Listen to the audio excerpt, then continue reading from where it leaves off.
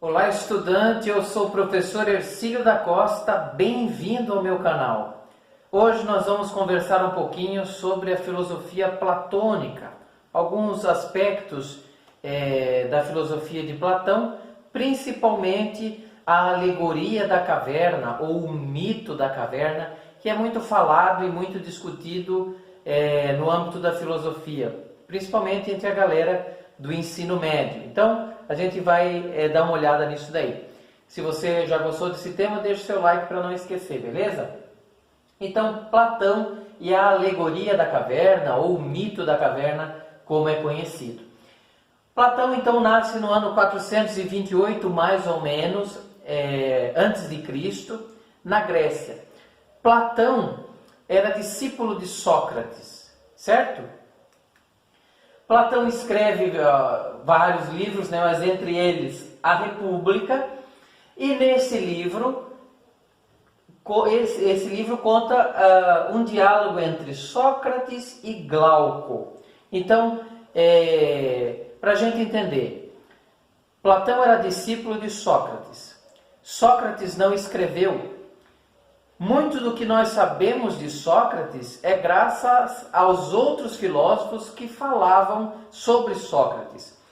Platão é um deles. Então Sócrates fala várias vezes através de Platão, em seus livros, em seus escritos. Várias vezes Platão coloca Sócrates como um de seus personagens, para contar as histórias de Sócrates, como era Sócrates, o que Sócrates falava, certo? E é nesse livro, A República, que está essa alegoria da caverna. Quem conta essa história é Sócrates, para Glauco. Essa alegoria, esse mito da caverna, certo? Então, vamos dar uma olhada nisso daí. Então, a história é mais ou menos assim. Alguns homens nasceram, viveram, cresceram, acorrentados no fundo de uma caverna. Imagine que eles estavam no fundo de uma caverna, acorrentados, olhando para a parede do fundo da caverna. Eles olhavam para a parede do fundo da caverna e não conseguiam olhar para trás, não conseguiam. A única coisa que eles viam era aquilo ali. Atrás desses homens, sem que eles soubessem, existia uma fogueira com fogo constante. E entre a fogueira e esses homens tinha um caminho por onde passavam pessoas, animais, pessoas carregando objetos. Então, conforme essas pessoas passavam no caminho, por causa da luz da fogueira, no fundo da caverna eram projetadas sombras. Então passava um homem carregando um balde na cabeça lá no caminho. Aí a sombra desse homem carregando o balde na cabeça era projetada na parede. Esses homens, seres humanos, que estavam ali acorrentados e olhando para o fundo da caverna, eles acreditavam que as sombras do fundo da caverna eram a realidade das coisas. Ou seja, eles nunca tiveram contato com o mundo tal como ele é, só com aquelas sombras, com a realidade daquelas sombras. Então passava alguém carregando um galho de árvore lá, e aí eles viam aquela sombra, e aí eles ficavam espantados com aquela sombra. Que criatura curiosa, que tem esse desenho todo, e era só a sombra de um galho sendo carregado por uma pessoa. Então eles acreditavam que aquelas sombras era plenamente a realidade das coisas, certo? Eles não sabiam que tinha um caminho, que passavam coisas, pessoas lá atrás. Não, eles acreditavam naquilo ali. Até que um dia, um homem consegue escapar daquelas correntes e se vira e sai da caverna. Aquele homem sai da caverna. Veja a situação. Quando ele chega na porta da caverna, quem já teve essa oportunidade, muitos já tivemos essa oportunidade de estarmos em um local escuro, O próprio cinema, por exemplo. A gente está lá assistindo um filme no cinema, aquilo tudo escurinho. Quando acaba o filme, ele liga a luz, parece que dá um desconforto nos nossos olhos, né? Parece que a gente está voltando assim para a realidade. O cara que saiu da caverna, quando ele chega na porta da caverna lá, a luz do sol o incomoda. Ele sente, meio que cega ele assim, aquela luz do sol, né? Ele se sente incomodado com aquela luz do sol. E só que depois o olho dele vai se acostumando com a luz, com a claridade, e aí ele consegue ver as coisas. E aí ele vê a fogueira, ele vê o caminho, ele vê as árvores, os animais, o mundo tal como ele é. E aí ele percebe que lá no fundo da caverna onde ele morava, não é a realidade. Aquelas sombras que eles viam não eram as realidades das coisas. As coisas eram outras, mais bonitas, mais bem feitas, mais coloridas. E não aquelas sombras que eles acreditavam ser a realidade. E esse cidadão volta para dentro da caverna para contar aos seus amigos prisioneiros: olha, isso que vocês estão vendo são sombras, não são a verdade das coisas. As coisas verdadeiras estão lá fora, à luz do sol. E esse homem é taxado como louco pelos outros que estão presos ali. A alegoria da caverna, o mito da caverna, é uma história inventada, é um desenho mental para nos explicar uma coisa importante. Por ser uma alegoria, uma parábola, Jesus Cristo, por exemplo, usava muito de alegoria nas suas falas.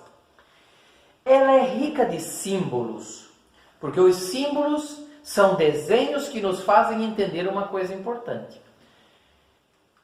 E eu vou tratar aqui de alguns símbolos importantes dessa alegoria da caverna. Primeiro, os homens acorrentados. O que esses homens acorrentados simbolizam? Quem são esses homens acorrentados?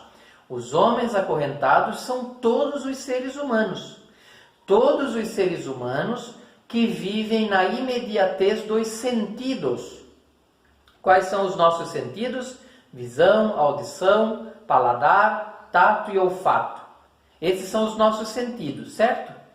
Aqueles homens viam, então através dos sentidos ali, viam as sombras e acreditavam que as sombras eram a realidade. Esses homens acorrentados somos todos nós, seres humanos, quando acreditamos que a realidade dada é a realidade verdadeira. Sem interpretar, sem nos questionarmos, sem buscarmos saber, sem buscarmos conhecer, quando nós acreditamos que a realidade dada é a realidade verdadeira. E aí nós vivemos acorrentados nessa caverna. O homem que sai da caverna é o filósofo. É ele que se desprende das correntes e sai e tem acesso à realidade das coisas. É o filósofo. E quem é o filósofo? Todo ser humano que consegue se questionar sobre a realidade das coisas. Será que é isso mesmo? Será que... Olha, pode até parecer isso, mas será que é? Vamos estudar para ver se é isso mesmo, para ver se essa é a realidade verdadeira. O filósofo é todo ser humano que tem uma inquietação dentro de si e busca ir além das sombras, ir além das coisas como elas se apresentam para chegar nas coisas tais como elas são. Então, o cara que se desprende. E aí depois, quando ele volta, o filósofo, ele é taxado de louco. E é bem assim. O filósofo, o cara que estuda, que conhece, é taxado de louco. Louco só porque ele busca conhecer a realidade das coisas. Mas as pessoas estão tão acostumadas a viver com a aparência, a viver com as coisas dadas, mastigadinhas, que quando alguém diz, olha, as coisas não são bem assim, tem um outro sentido, sentido verdadeiro, vocês estão aí presos nos sentidos. Não, você é louco. O filósofo fala bobagem, o filósofo é louco. O inteligente é alguém louco, fora da realidade. Mas não é bem assim.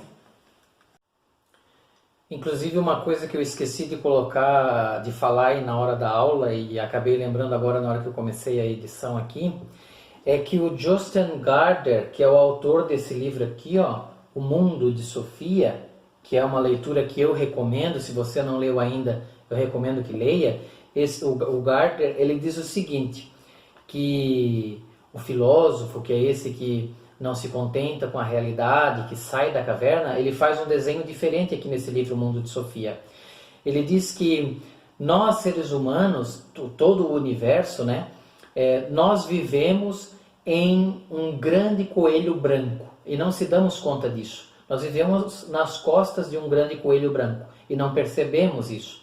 O filósofo é aquele que devagarinho, através do estudo, do conhecimento, ele vai escalando os pelos do coelho branco até chegar lá em cima, e lá de cima ele percebe o grande coelho branco de onde todos nós vivemos e tal, né? Então, assim, o desenho do coelho branco está aqui no livro O Mundo de Sofia. Se você não leu, eu recomendo. Então, assim, o reconhecer o coelho branco onde nós vivemos, por que não?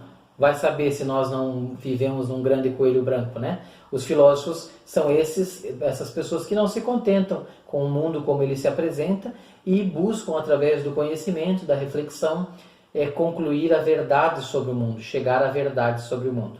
Beleza? É só isso, só queria lembrar, destacar isso que eu lembrei. Pode continuar a aula aí, beleza? Um outro símbolo importante é a luz do sol. Quando o filósofo chega na porta da caverna, na boca da caverna, a luz do sol incomoda os seus olhos. A luz do sol é o conhecimento, é a sabedoria. No início, o conhecimento nos incomoda, nos machuca, o conhecimento cansa. Já falei várias vezes para vocês, estudar cansa, estudar é cansativo, mas depois de um tempo, quando nós vamos nos acostumando com a luz da sabedoria, quando nós vamos nos acostumando com a luz do conhecimento, nós vamos entendendo a importância de conhecer e percebendo a realidade das coisas, superando aquelas realidades simplesmente dadas que nós acreditávamos como verdadeiras.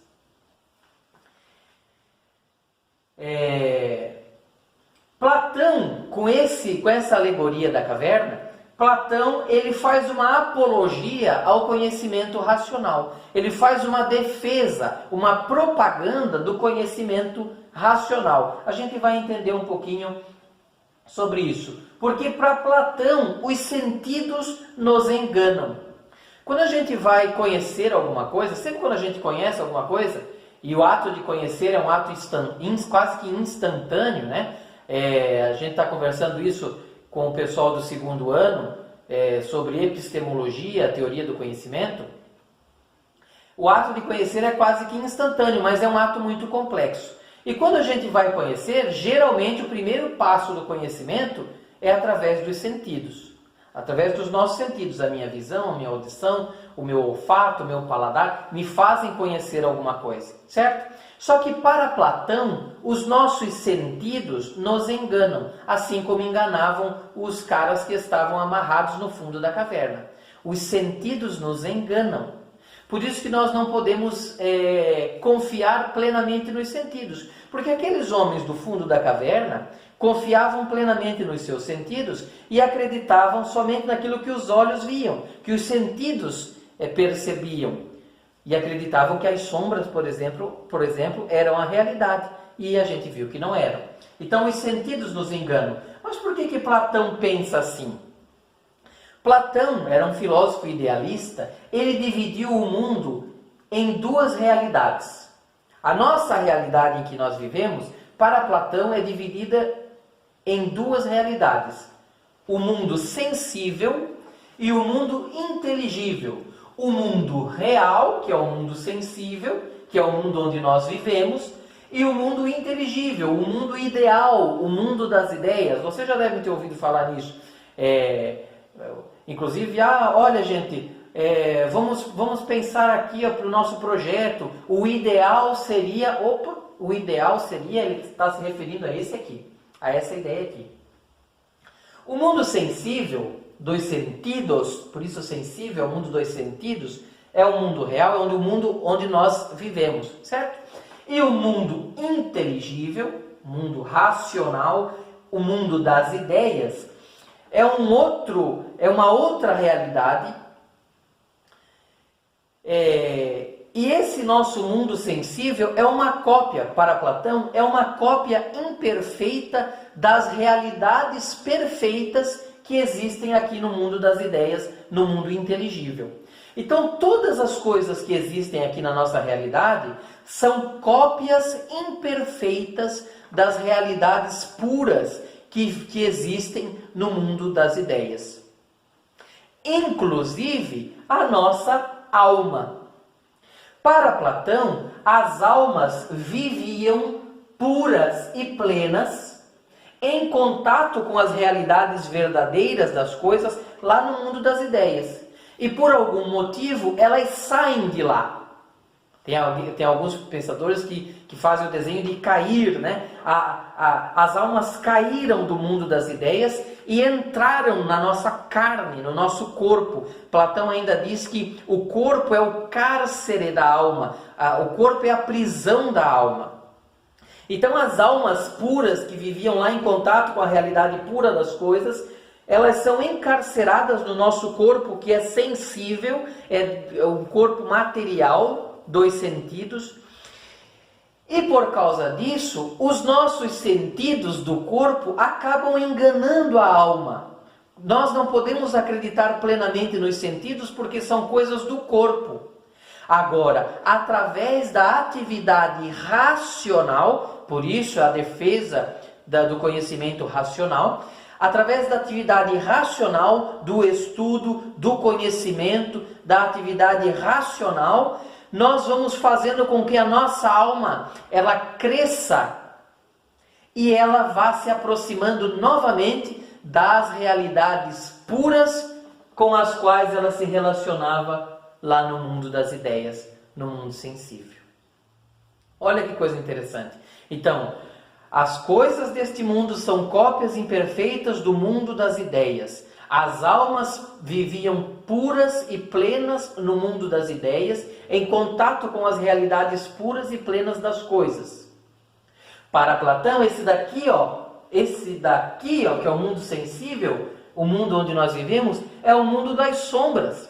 É o fundo da caverna onde esses caras viviam lá. Os caras viviam no fundo da caverna, é aqui, somos nós que vivemos nesse mundo aqui. Quando nós saímos da caverna, quando nós buscamos a luz do conhecimento, a luz do sol, nós vamos buscar as realidades puras das coisas. Nós vamos enriquecendo a nossa alma com atividades racionais e aí nós vamos voltando à realidade pura e plena das coisas, tais como elas são, não somente tais como elas se apresentam a mim. Porque as coisas, às vezes, elas se apresentam a mim de um jeito e de um jeito diferente. Quem aí não se confundiu alguma vez, olhou uma cena e disse, nossa, estão brigando. Aí chegou mais perto, não, só estão conversando. O cara está contando piada e gesticulando demais e falando alto. Era só uma piada, não era uma briga. Ou alguém que passou por uma pessoa e pensou que aquela pessoa de cabelo comprido fosse uma mulher, e ao se aproximar percebe que era só um homem de cabelo comprido. Então os sentidos às vezes nos enganam. Às vezes a gente chega dentro de casa, sente um cheiro, nossa, que cheiro gostoso, que cheiro de bolo. E aí a mãe diz, não, eu estou fazendo pão. Os meus sentidos disseram que era bolo, mas era pão. Então os meus sentidos me enganam. Os nossos sentidos nos enganam. Nós precisamos ser filósofos, nós precisamos ser essas pessoas que saem da caverna na busca de encontrar a realidade pura e verdadeira das coisas, tais como elas são. Se você gostou desse vídeo, deixa o seu like. Se não é inscrito no canal, se inscreve. Não custa nada. Isso nos ajuda bastante. Um abraço, até a próxima. Valeu!